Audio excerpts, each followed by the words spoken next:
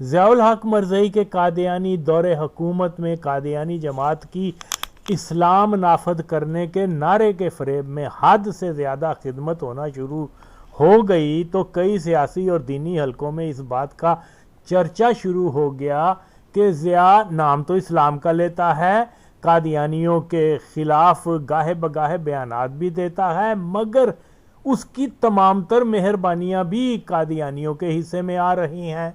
Pakistan arm forces में तरक्की पाने वाले अफसरान में 80% मरज़ई मज़हब के पैरोकार आ रहे हैं और फ़ौज के मुसलमान तबके सियासी हलकों में भी इस बात को महसूस किया गया।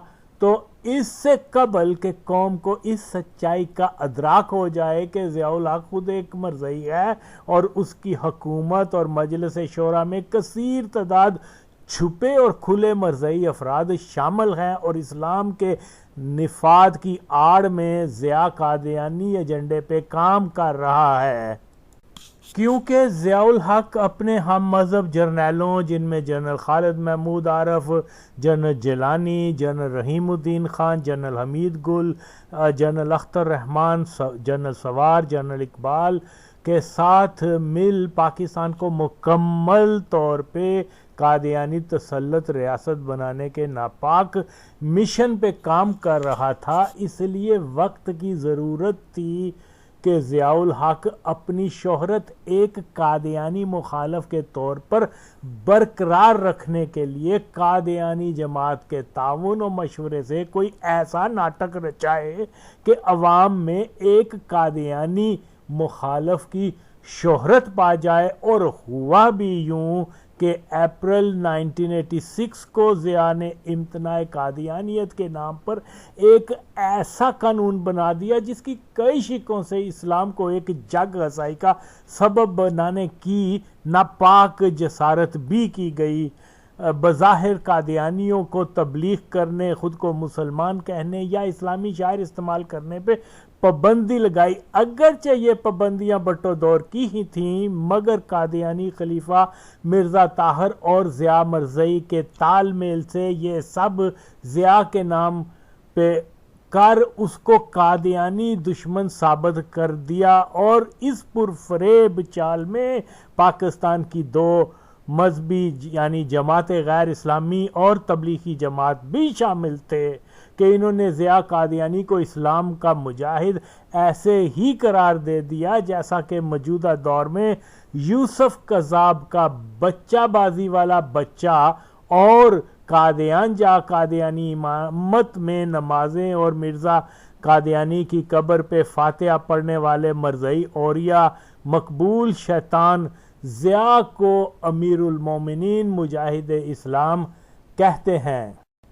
गो के मैंने माजी में भी अपनी बहुत सी तकारीर और तहरीरों में मुकम्मल सबूतों के साथ ज़िया कादियानी और उसके खलीफा मिर्ज़ा ताहिर अहमद के तालमेल से जो नाम नेहाद इम्तनाए कादियानियत बिल और मिर्ज़ा ताहिर के ज़िया हुकूमत के ताउन से पाकिस्तान से निकलने के ड्रामे को बेनकाब मैं कर चुका हुआ हूँ। माजी में मैंने लाहौरी कादियानी जमात के अमीर डॉक्टर सैयद अहमद ख़ान के इम्तनाए कादियानियत बिल के पास होने के 2 साल बाद वो अपने ईद और जुम्मा खुतबा वगैरह में एबटाबाद की अपनी इबादत गाह में रोज़े रोशन सैकड़ों अफराद के सामने इस्लामी शायर का इस्तेमाल किया करता और खुले तौर पर अपने आप को मुसलमान कहा करता। बावजूद इसके कि एबटाबाद एक हसास शहर जहाँ चप्पे चप्पे पे हुकूमती जासूस फैले हुए होते हैं, लाहौरी जमात के अमीर को इस्लामी शायर इस्तेमाल करने, अपने आप को मुसलमान कहने, इसके बावजूद कि हुकूमत को तमाम इतलात मिल चुकी थीं, मगर ना तो उसको गिरफ्तार किया गया ना ही उसको रोका गया कि वो आइंदा से इस्लामी शायर इस्तेमाल ना करे। तो ये एक मुकम्मल ड्रामा था। सिर्फ़ और सिर्फ इम्तनाए कादियानियत बिल जो जनरल ज़िया ने पेश किया था उसका सिर्फ हदफ ये था कि लोगों को जो शक पैदा हो गया है कि ज़िया मरज़ई था उसको दूर किया जाए, और इसके अंदर मिर्ज़ा ताहिर ने उसका पूरा पूरा साथ दिया।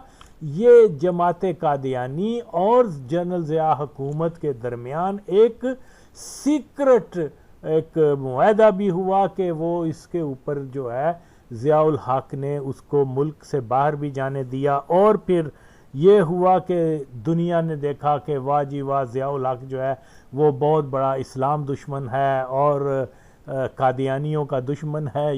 इस हालांकि वो इस्लाम दुश्मन था, हालांकि वो कादियानी था। कादियानियों की सबसे ज़्यादा फेवर उसी ने की, और आज तक बदकिस्मती से जमात गैर इस्लामी ख़ास तौर पे वो आज तक बज़िद हैं कि जनरल ज़ियाउल हक बहुत बड़ा मुसलमान था। तो उसका ख़ानदानी पस मंज़र हर चीज़ ज़ाहिर करने के बाद, और भाई उसने 1941 में बैत की, वो सबूत मिल गया। ज़ियाउल हक का वालिद जो है वो कादियानी इमरान ख़ान के नाने की कादियानी इबादत गाह का इमाम था, वो सबूत मिल गया। वो शिमला में कादियानी फंक्शंस जो होते थे वहाँ कुरान ख्वानी का, और उसने झंडा भी लहराया कादियानियों का रबुआ में, हर और बहुत सारे सबूत। उसके बावजूद दिलों पे मोहर लगी हुई है। वैसे भी ये जमात गैर इस्लामी वाले तो हैं ही ज़ायनिस्ट, इनकी बात ही छोड़ें, और ये ज़ायनिस्ट की ही मदद करेंगे।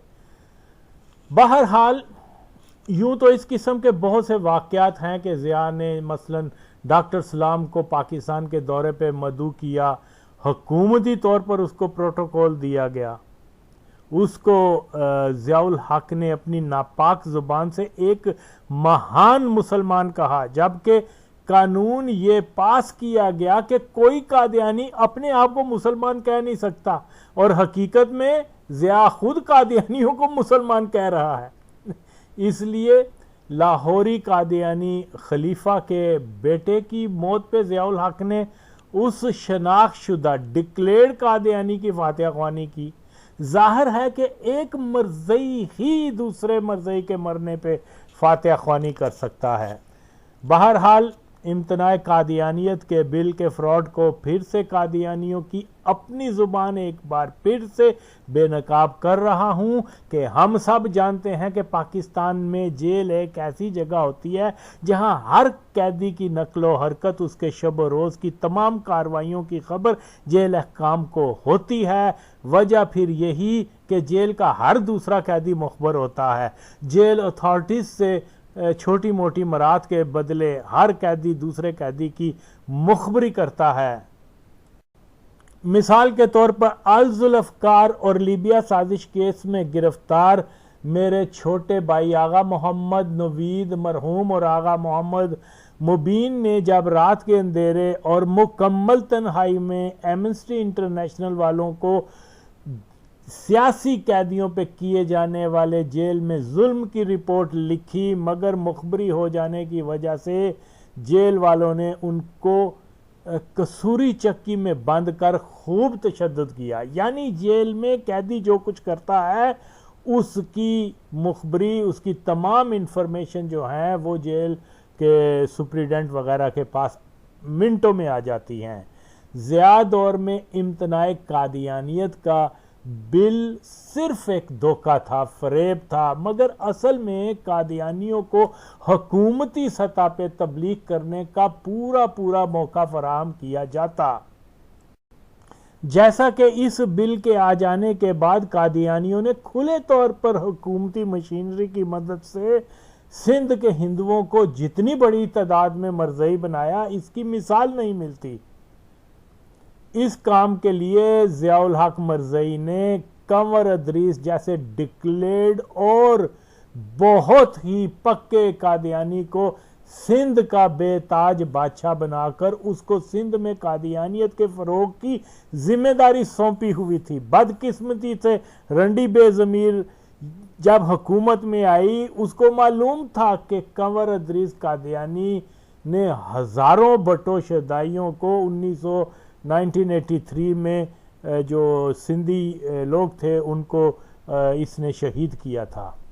मगर उसके बावजूद बेज़मीर ने इस कंजर कंवर अदरीस को हुकूमती ओहदों से ना हटाया बल्कि कुछ और भी तरक्की दे दी। तो ये अपने कातलों को नवाजती थी, और आज इसको जो लोग कहते हैं जी शहीद और ये और वो, ये सब फजूल बकवास है। रियलिटी बड़े डिफरेंट है। ये थी ही कादियानी जमात ने ज़ियाउल हक कादियानी के दौर में कादियानी मुबल्लिगीन पे वो छोटे मोटे केस बना उनको जेल भेज दिया जाता, ताकि वो तवील मुद्दत जेल के कैदियों को ये कहकर तबलीग कर सकें कि तुम मरज़ई बन जाओ तो हमारे खलीफा साहब जो हैं वो तुम्हारी रिहाई की दुआ करेंगे, अल्लाह उनकी हर दुआ सुनता है और इसके बदले तुम्हें जल्द रिहाई मिल जाएगी। ज़ाहिर है कि कैदी बेचारे जो इतने इल्म भी नहीं रखते थे, जराइम पेशा भी थे, तो इस किस्म के लोग जो 10-15 साल से जेलों में, उनके लिए और क्या चाहिए। वो ईसाई तक बन जाने के लिए तैयार हो जाते हैं कि जी ठीक है हमें रिहाई तो मिलेगी। तो इस तरह के हरबों से मरज़ई मुबल्लिगीन कैदियों में जाकर तबलीग किया करते, और बहुत से कैदियों को इन्होंने मरज़ई बना दिया और उनको उन मरज़इयों को वक्त से पहले रिहाई भी पाकिस्तान की मुकम्मल मरज़ई तसल्लुत अदलिया के ज़रिए मिल जाया करती। तो ज़ाहिर है कि इस सारे नेटवर्क के पीछे मरज़ई खलीफा की दवा नहीं बल्कि उनका रियासती इदारों में कंट्रोल होता था।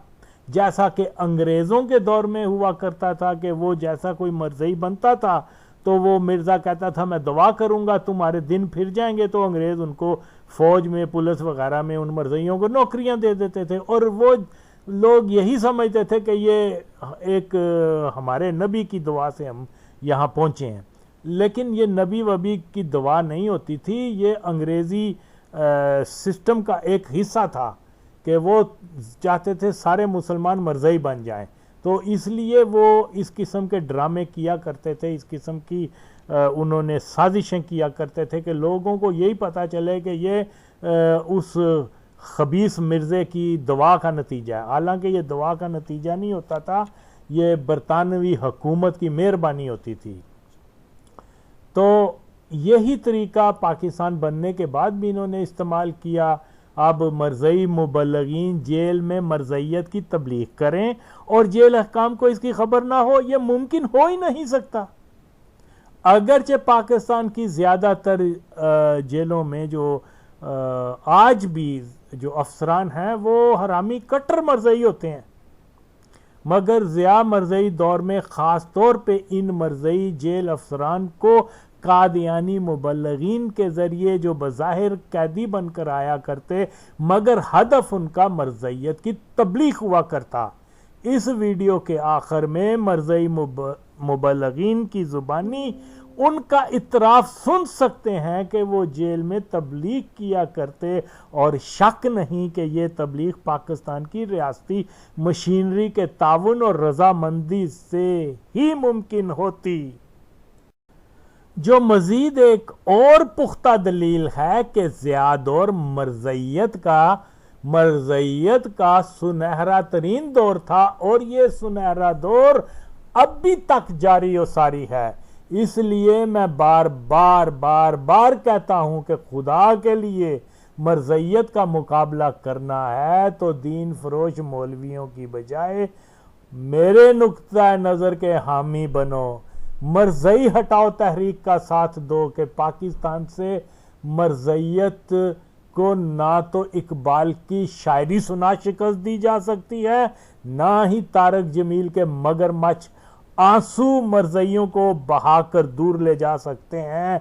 जब तक पूरी कौम एक बड़े इनकलाब के लिए मैदान अमल में सबसे पहले फौज के अफसरान जो 80 से 90% माचोद मरज़ई ही हैं, तो है बेशरम मौलवियों, खुदा का वास्ता है अपने जलसों में फौज के मर्जियों के नाम लेकर इनको इनके ओहदों से हटाने का भरपूर मुतालबा करो। अगर ये भी नहीं कर सकते तो कम अज कम तुम बेशरम ज़ियाउल हक मरज़ई की कब्र को मुसलमानों की इबादतगाह से हटाने का ही मुतालबा करके अपने आशिक रसूल होने का थोड़ा सा सबूत ही दे दो तो मानो। और सब सुन लें कि मैंने पाकिस्तान की तारीख में पहली बार इस सच्चाई को बयान करने का शर्फ पाया है कि पाकिस्तानी फौज का अफसर तबका 1947 से लेकर आज तक फौज के इदारे पे मुसल्लत रहा है। पाकिस्तान आर्म फोर्सेस की अक्सरियत अफसरान तबका, ये जो बड़े बड़े अफसर हैं, ये सब बहनचोद मरज़ई हैं। ओए समझो, कादियानी मजहब के बदतरीन ये फॉलोवर हैं और बड़े डाई हार्ड किस्म के कादियानी हैं, और ये कादियानियों के मुफाद के लिए पाकिस्तान को बेच रहे हैं, बेच चुके कई बार। मुल्क से गद्दारी की है इन दलों ने। एक ही वो कादियान शिकन मुसलमान निकला था जुल्फकार अली भुट्टो, उसको इन्होंने फांसी लगा दिया। और ये देखो पाकिस्तान का इतना बड़ा, ना सिर्फ पाकिस्तान, आलम इस्लाम का नुकसान हुआ। कहाँ पूरा इस्लामी ब्लॉक बनने जा रहा था और कहाँ इन मरज़ई माचोदों ने उसको फांसी दे दी। और कौम आज भी नहीं समझेगी तो फिर ये नबी पाक को क्या मुंह दिखाएंगे। तो खुदा के लिए ये वक्त है, उठो उठो उठो। और ये बेगैरत जो हैं मरज़ई जर्नैल हैं, ये इनको निकालो। हमारा कानून पाकिस्तान का जो है वो ये कहता है कि मरज़ई जो हैं पाकिस्तान के लिए उसकी सिक्योरिटी रिस्क हैं, और हैं बिल्कुल सही भुट्टो शहीद ने कहा हुआ है। और खुदा के लिए ये नबी के दुश्मन भी हैं, पाकिस्तान के दुश्मन भी हैं। और तुम लोगों ने क्या वो बाजवा बैंचोद और क्या ये इमरान खान, ये सारे कट्टर मरज़ई हैं, और बुज़दार और ये चौधरी शुजात और ये सब बड़े बयान दे रहे हैं आजकल सिर्फ अपनी मरज़इयत पे पर्दा डालने के लिए। इनकी बातों में ना आओ, ये मरज़ई हैं, खुदा के लिए उठो। इसीलिए वक्त की ज़रूरत यही है कि पाकिस्तान से कादियानी तसल्लुत को चैलेंज किया जाए। पाकिस्तानी कौम और पाक फौज के मुसलमान अफसरान को यकजा होकर पाकिस्तान के इदारों को मुसलमान तसल्लुत बनाना ही होगा। दूसरी सूरत, पाकिस्तान बहुत जल्द इसराइल की एक कॉलोनी बनने जा रहा है, और फिर जो हशर होगा यहाँ के मुकामी, यहाँ के पाकिस्तानियों का, इसका तसव्वुर नहीं किया जा सकता। हिंदुस्तान के मुसलमानों से ज़्यादा अबतर हालात ख़राब हो जाएंगे सिर्फ इस वजह से कि हमारे पाक फौज के जो कादियानी जर्नैल हैं वो बैंचोद इसराइल के एजेंट हैं। इन सब के ख़िलाफ़ उठना होगा हमें पाकिस्तान की फ़ौज को मुसलमानों का इदारा बनाना ही होगा। और काश के मौलवियों में अल्लाह ये जुर्रत पैदा कर दे कि वो कह सकें, सिर्फ इतना कह सकें, इमरान, बाजवा, बुज़दार और दीगर, वो हमसे हमारे मरीद पूछते हैं कि सोशल मीडिया पे कोई आगा वसीम ने ऐसे शवाहिद रखे हैं जिनको देख सुन आप लोगों के कादियानी होने का अंदिया मिलता है, तो क्यों नहीं आप एक बार कौम के सामने ये हलफ दे देते कि मिर्ज़ा गुलाम अहमद कादियानी वल्द मिर्ज़ा मुर्तज़ा सकना कादियान एक कज़्ज़ाब था, मर के जहन्नमी हुआ, और इसके पैरोकार काफिर और मुर्तद हैं। पर मुंह ते मसूर दी दाल, और जा बाबा मौलवी, तू है बड़ा पाजी मकार, उतों मरज़ई नूं गाल ते विचों मरज़इयां दे तुसी हो यार। पाकिस्तान जिंदाबाद, मरज़ई हटाओ तहरीक जिंदाबाद चल रहा है। ये मुकदमा में ये जो अरसा आपको जेल में रहने का मौका मिला 2-3 महीने के करीब, तो इस दौरान जेल के कुछ वाकयात हमें बताएं कि वो जो सीरी का ज़माना था वो कैसा था? जब मैं जब जेल में गया जी तो सबसे पहले जब मैंने मतलब कपड़े शपड़े अच्छे पहने हुए थे जैसे आदमी होता है, मुझ पर उस्ताद भी था मैं। जब मैं अंदर गया तो मुझे सबसे पहले जो मिले जेल वाले कैदी, एक कैदी ने मुझसे पूछा, वो 25 साल का कैदी था, वो जी उम्र कैदी था। उसने मुझे कहा कि आप किस जुर्म में आए हैं? आप तो बड़े शरीफ आदमी मालूम होते हैं, अच्छे आदमी मालूम होते हैं, क्या जुर्म हुआ है आपसे? मैंने कहा जी जुर्म ये हुआ है कि हमने कलमा तजबा पढ़ते हैं, ला इलाहा इल्लल्लाह मुहम्मद रसूलुल्लाह, और कुरानी आयात और कुरान मजीद को पढ़ते हैं, इस जुर्म में हमें जेल भेजा गया है। तो उसने कहा क्या कोई हिंदुओं की हुकूमत आ गई है, सिखों की हुकूमत आ गई है? गोया उसने पीछे चला गया कि उस वक्त ऐसे होता उस था। वक्त तो तेरे रंजीत सिंह के वक्त हुआ, चलो हुआ, तो अब क्या हो गया है? अब मुसलमानों की हुकूमत पाकिस्तान ख़त्म हो गया है। मैंने कहा हुकूमत तो पाकिस्तान है, लेकिन बात यह है कि दौर उससे बदतर है। अब ये लोग हमें कलमा नहीं पढ़ने देते, क्योंकि हम हमने कहेंगे आमदी हो, कोई सिख हो, हिंदू हो, जब कलमा पढ़ता है तो इसमें क्या जुर्म है? ये क्या है? सारे कैदी जेल वाले बहुत सारे 100-150 आदमी इकट्ठा हो गया और बड़े परेशान हुए।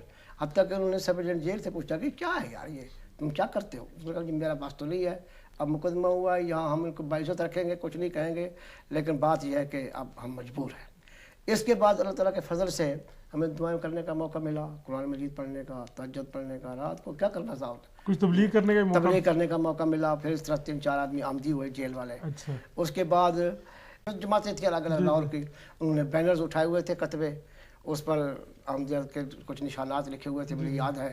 और फिर खलीफतुल मसीह सानी रज़ियल्लाहु अन्हु की तकरीर हुई, वो एक अजीब शान तकरीर थी जो सुनी हमने। मुझे अब पूरी याद है क्योंकि मैं उस वक्त बच्चा था, नया नया बिल्कुल गया था, सराइकी से बात जानता था। तो बहरहाल उस मालूम यूँ होता था कि खुदा ताला के फरिश्ते नाज़िल हो रहे हैं। और मुझे याद है एक बात, मेरा ख्याल है वही 40 की बात है, मेरा ख्याल है 39 की, कि खलीफतुल मसीह सानी ने इशारा करके फरमाया कि ये जो मेरे सामने पगड़ियाँ बांधे हुए बैठे हैं, आने वाले खलीफे को मैं ये कहता हूँ, नसीहत करता हूँ कि जब हमारी हुकूमत, जब हमारा गलबा होगा, तो इन पगड़ी वाले लोग जो छोटे छोटे गरीब बैठे हैं, इनका जरूर ख्याल रखना, यानी कि इनका भी देखना। ये आपका ख्याल है कि उस तकरीर की बात, उस तकरीर में यानी आपने एक बात की। तो बहरहाल उस वक़्त एक रूहानी और फिर छोड़ दी, अब तो वो फौत हो गया बेचारा। तो इसी तरह 2-3 और आदमी थे, एक रुझान का था, बारिश अली उसका नाम था, जिसका नाम आशिक हुसैन है, उसका नाम बारिश अली था। वो आमदी, वो बेचारा हुआ, उसने मुझे कहा यार मेरे लिए दुआ करो। तो मैंने दुआ करते हुए, मुझे खुदा ताला, बस अजीब बात है, मैंने माँ इतना नेक तो नहीं हूँ, मैंने कहा कि तुम ईद के बाद, ईद ज़ुहा के बाद 5 तारीख को तुम बरी हो जाओगे। और अल्लाह के फजल से वो उसी तारीख को बरी हो गया। एक और आदमी तो 6 मुकदमात थे, उसने कहा आज मैं तारीख पर जा रहा हूँ, मैंने कहा तुम आज बरी हो जाओगे, जाओ मैं दुआ करता हूँ, तुम भी दुआ करते जाओ, अल्लाह मैं न जालो काफ़ी नूर है का मशहूर है। वो वापस आया तो वो बड़ा हैरान था कि मैं बरी हो गया हूँ। मुझे जज ने पहले सज़ा दी 6 साल की, फिर उसको कमेंट किया 3 साल में। फिर मुझे कहा कि तुम कितने अरसा हो गया कैद में? मैंने कहा जी मुझे 6 महीने। कहने के बाद 6 महीने कैद काफ़ी, आप जाओ बरी हो।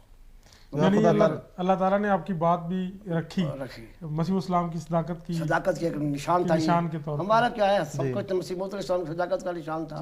और हम दुआ भी यही करते थे कि आए खुदा मसीह मौत की सदाकत के निशान ही मौजूदात ही ज़ाहिर कर। और ये भी साथ खुदा ताला ने इजहार फरमाया कि जो तंगी में मेरा बंदा आता है तो मैं उसको, लेकिन बात यह है कि मैं रुक कर लिखा है, ठीक है। जी जी। अच्छा, शाहपुर जेल में कोई दिलचस्प ईमान अफरोज़ वाक़यात हों तो वो बताएं हमें।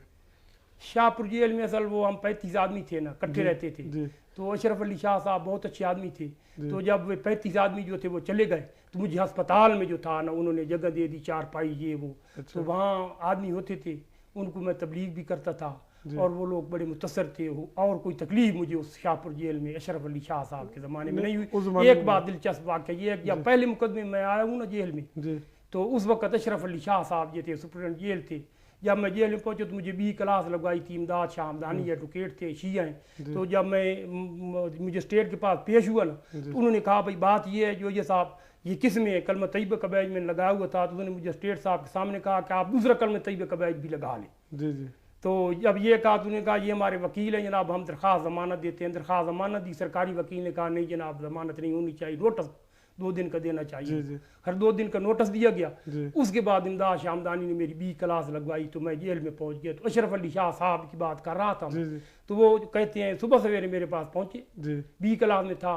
उन्होंने कहा भाई सरगोदा में मैंने अखबार में पढ़ा है कि जहांगीर मोहम्मद योहिया जो है उसके खिलाफ ये मुकदमा बन गया। उस वक्त बड़ा शोर मचा था अखबारों में जी, जी। कि कादियानी वकील अदालत में मुकदमा अपना कलमा तैयबा का बैज लगा कर पेश हो गया। ऐसी खबरें उन्होंने लगाई थी अखबारों में। तो उन्होंने कहा भाई बात ये मुझे बड़ा अफसोस है और अगर कोई तकलीफ होता आप बताएं। वहाँ भी क्लास वाले रहने वाले थे, उनको मैंने खूब तबलीग की और वो मेरे ज़िला खुशाब के रहने, अब भी वो मुझे मिलते हैं। जी जी। तो वहाँ तकलीफ नहीं यानी हुई। अहमदियों का अमूमी तौर पे जो असर है वो अच्छा हुआ। हाँ हाँ बहुत जेल अच्छा, में रहने का बहुत अच्छा हुआ। जी। जेल में। और लोगों को पता चला कि असल अकायद इनके हाँ, क्या है और बिल्कुल। गलत तौर पे इनको वो कहते थे भाई बात ये कलमा तैयबा की ये तो दुश्मनी कर रहे हैं, ये तो वो लोग हैं जो कि मसलन सलम के खिलाफ है। जी जी। अच्छा, अब एक बात और जो मैं पूछना चाहूँगा भैया कि जब आप जेल में बहुत से लोगों से आपके